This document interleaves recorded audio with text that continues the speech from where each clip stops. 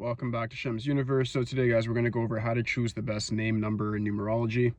So for numerology speaking, to choose your best name number, you have to know a couple of things. The first thing you have to know is what type of numerology are you using. Are you using Pythagorean numerology, where in which you have to focus on the full name? Or are you using Chaldean numerology, where in which you have to focus on the name that people call you the most vocally? That's a very big distinctive difference, and they also have differences in their alphabet. The biggest one being that Chaldean numerologists do not use the number 9 in their alphabet whatsoever, so they have different results when calculating different names. So as a result of that, what I would say for the sake of this video is I'll split it into two: the Pythagorean version and then the Chaldean version, how to construct the best name. This is very important for people that would view their life as being very difficult, or like you don't seem to have good luck. I'd say follow these steps very specifically, and you might find that you actually can help yourself quite a bit just with simple letter changes. So to start off, in Pythagorean numerology, what they believe is that the name that you're born with is known as the expression number.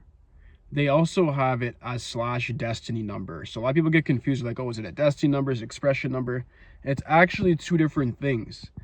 And this is never really talked about too tough, so I'm going to talk about it today.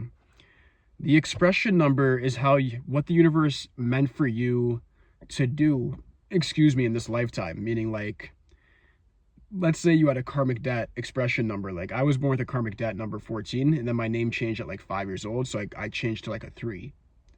At least they're similar in skill set, so it's hard to distinguish the difference. However, I do know that that karmic debt energy still stays with me. For sure. There's a reason it was there when I was born. It was meant to show me and teach me a lesson.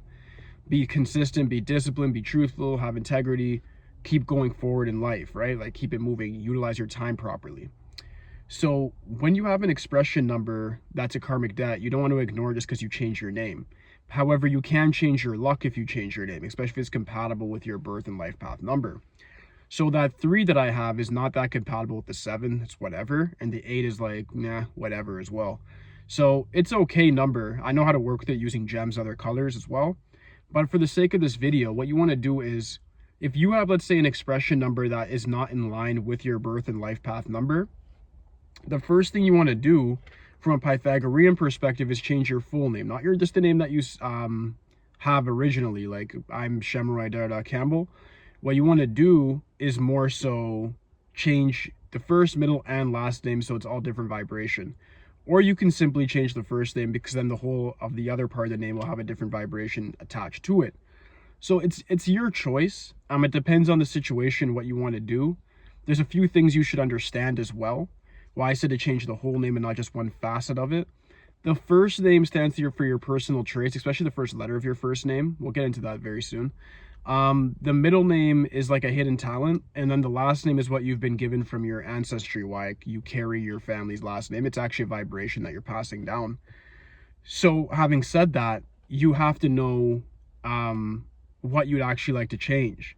So even if there is, as your whole, if your name is bad in comparison to your birth and life path, there's not much compatibility there, you still might want to keep certain fabrics of your original name. Like, I'd say, like, the last name, if you have a good last name that vibrates like 11 or 33 or something like that, like, you want to make sure you keep that, because that's very influential, and then make the other parts of the name balance that out in comparison to changing the whole name when it's like you could have made slight adjustments instead. So change your whole name in Pythagorean if you find that you have bad luck, and that you find after you ask a professional numerologist that, hey, my name doesn't actually match with my life path and birth number. The special circumstance a lot of people have brought up to me in the past through consults has been, people are like, oh, I got married and my life has changed. And I'm like, you got married, your life changed? What do you mean? They're like, oh, well, I changed my last name, and all of a sudden, like, the stuff I thought I was good at, I'm not anymore. And I'm like, yeah, that could happen very easily, because again, what we call now is the destiny number, meaning the destiny of your physical body has changed, its vibration. So if you change from like a 9 to like a 3, you're going to change a lot about yourself. It's going to go from an ideological warrior to an entertainer, comedian, right? So it's going to be a lot of differences in that sense. So you got to know what you're doing, how you're doing it, and why you're doing it. So if you're going to change your name using the Pythagorean strategy, you got to know what career you want to do. You got to understand that it gets along with your life path and birth number seamlessly.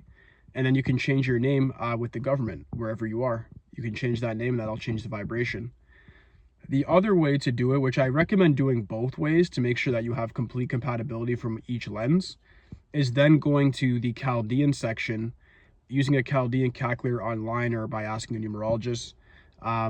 You can say, okay, well, the name I go by is Gene or Shem or Sean or John or whatever.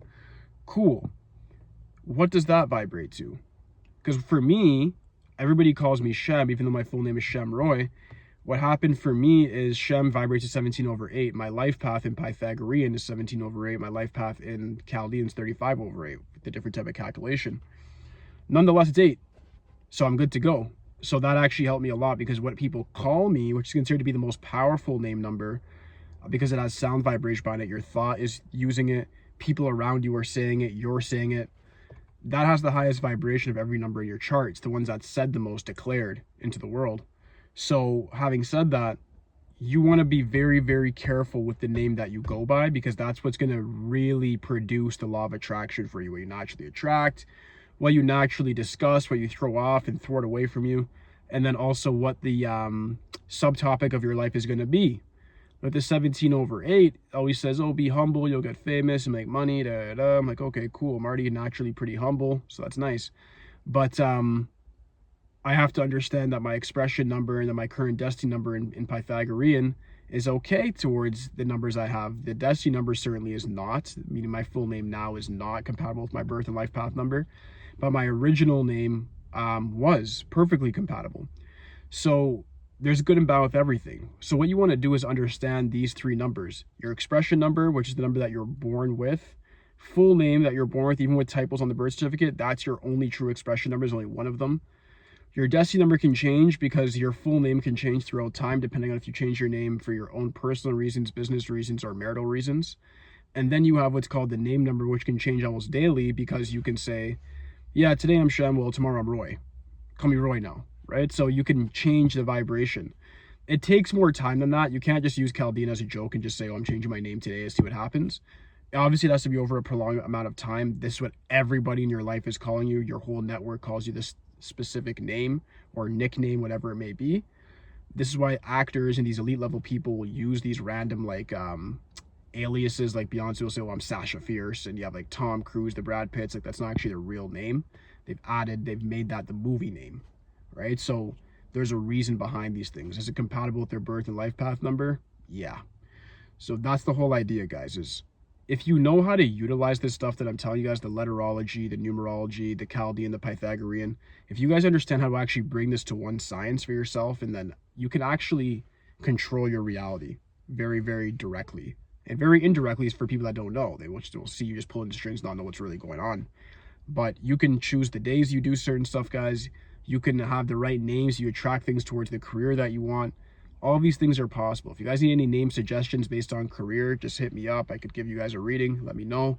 I can't do that as a general inquiry just because I need to see your whole chart. So it has to be like an astronumeric reading or a consult for me to actually tell you, hey, this is what's going on. Or if it has to do with career specifically, I can even do the career reading by itself and explain these facets to you. But yeah, guys, that should conclude the video for today. If you have any questions for me, just leave it in the comment section. Aside from that, like, subscribe. All the beats for today, guys. Peace.